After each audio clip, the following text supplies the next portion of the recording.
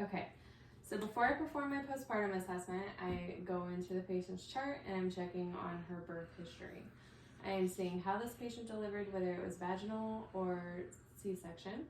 I am also seeing if there were any complications or traumatic events during the delivery process. Hi, my name is Brianna. I'm a student nurse.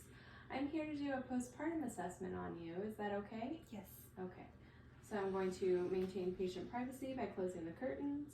I am going to make sure I maintain patient dignity, and I'm going to maintain patient safety. I'm going to wash my hands, make sure the bed rails are out. So before we get started on the physical assessment, I'm going to take your vitals. I'm going to take your temperature, your pulse, your respirations, and your blood pressure, as well as your pulse ox. Next, I'm going to do my physical assessment. I'm going to start with the breasts. Do you breastfeed or bottle feed? Bottle. Okay, so because you bottle feed, we want to make sure that you are aware to wear a tight-fitting sports bra and avoid any extra stimuli to your breasts to prevent the risk of engorgement and mastitis. So, if you were to breastfeed, I would make sure that to palpate and check for signs of engorgement and mastitis. I am also going to assess the nipples, making sure they are intact, not cracked or bleeding. I'm going to ask you how the latch is going. I'm going to ask you if you are feeling any pain in your nipples. And if you are, I'm going to have you speak with our lactation consultant. Next, I'm going on to the uterus. So to assess the uterus, I'm going to put my non-dominant hand at the symphysis pubis and my dominant hand at the umbilici. I'm going to press down hard until I feel the top of the uterus. I am checking the fundus and making sure that it is firm and not boggy. I am making sure that it is midline. If it is deviated to the left or to the right, I will have you go to the bathroom and urinate and come back and I will reassess. I'm also checking the height of your fundus and making sure that it is going down 1 finger breadth every postpartum day. I will document whether it is firm or boggy, the height, and whether it is midline. Next is the bowel and bladder. So have you urinated yet? Yes.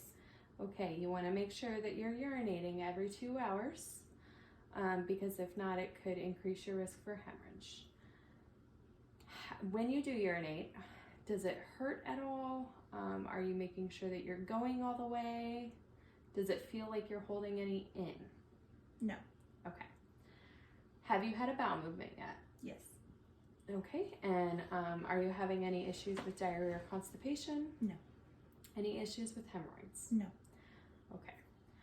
Next is the lochia. So I'm going to look at her pad and make sure that it is rubra, which is bright red, which is for 1 to 2 days postpartum. After that, it goes to serosa, which is pink, and after that is alba. Making sure that I note the color, the amount, and whether or not there are any clots. Have you heard of our 1 hour rule? No. Okay, so if you are soaking a pad completely within an hour, you need to let us know, okay? Okay. Okay.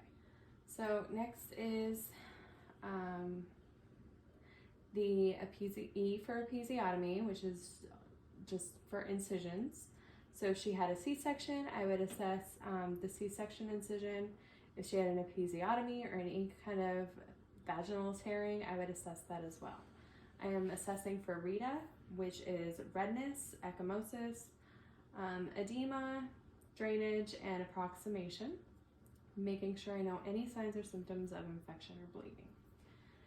Next is the Homan sign. So I'm going to look at her lower legs.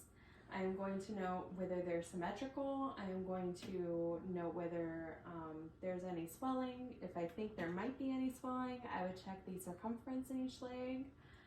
I would also palpate and make sure do you have any tenderness? No. Okay, any redness or warmth to touch to make sure that I'm looking for blood clots. Next is emotional. So I will ask her, have you ever had any history of postpartum depression or regular depression? No. Okay, and I will also be paying attention to any signs of baby blues or whether or not how she's reacting or interacting with her baby. So I will pay attention to see if she is interacting, if she is helping take care of her baby, if she's talking to the baby, anything like that. And last is ROGAM.